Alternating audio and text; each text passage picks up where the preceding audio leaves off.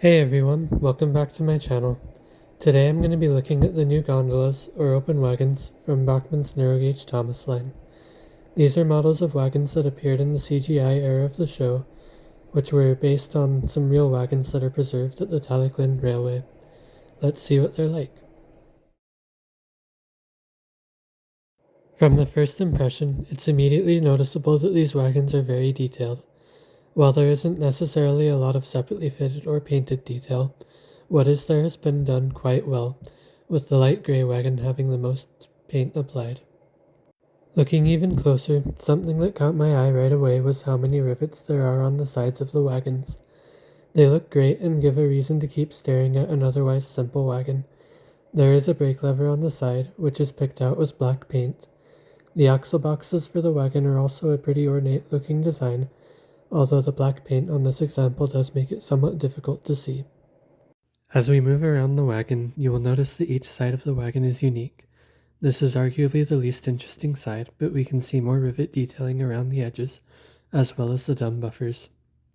The next side of the wagon is pretty similar to the side that we already looked at, but this one doesn't have the brake lever. By the end of the wagon, we can also see that there is some chain detail represented and painted black, and there are also handles on the ends of the wagons. If you look toward the other side, you can even see that there is a gap between the handle and the body, which is pretty cool. Finally, looking at the end of the wagon, we can see that the metal strapping and rivets are in a different place compared to the opposite end. There are even molded hinges on the end just above the buffer beam.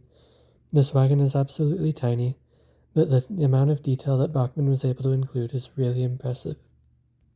The inside of the wagon is quite plain, but there is some wood planking on the floor, which is the same as on the slate wagons. Here is a size comparison with the slate wagon. They are pretty much the same size, but the gondola is just a little bit taller. The slate load also fits inside if you were curious. Here is a look at the oxide red wagon, and you can see that the brake lever is also painted black.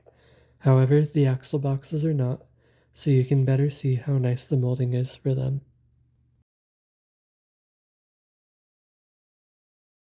Finally, here's a look at the dark grey wagon, which has the same amount of painted detail as the red one.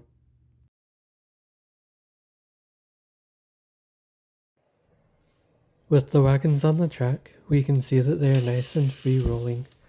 They also have a decent amount of weight to them, so they stay on the track pretty well. They can be pushed through points without derailing as well.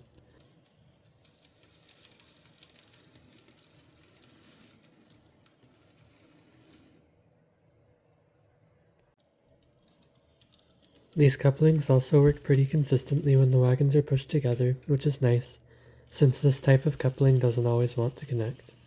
Now for a small running session.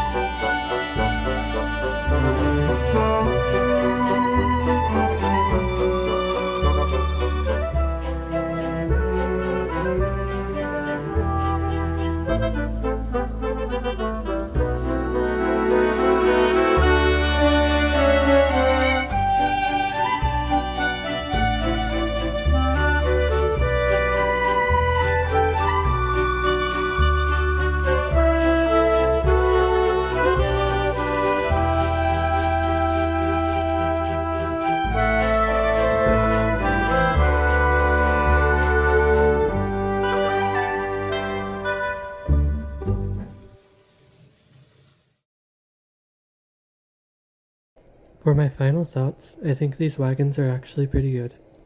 I'll admit that I wasn't necessarily looking forward to these when they were first announced, but they have definitely exceeded my expectations. While all of the detail is molded on, it's done to a great standard, and the same can be said for the painted detail. These wagons have definitely earned their place in the range, and I would recommend them to anyone who's looking to expand their wagon fleet. Thanks for watching, everyone. Don't forget to like and subscribe if you want to see more of my videos. See you next time.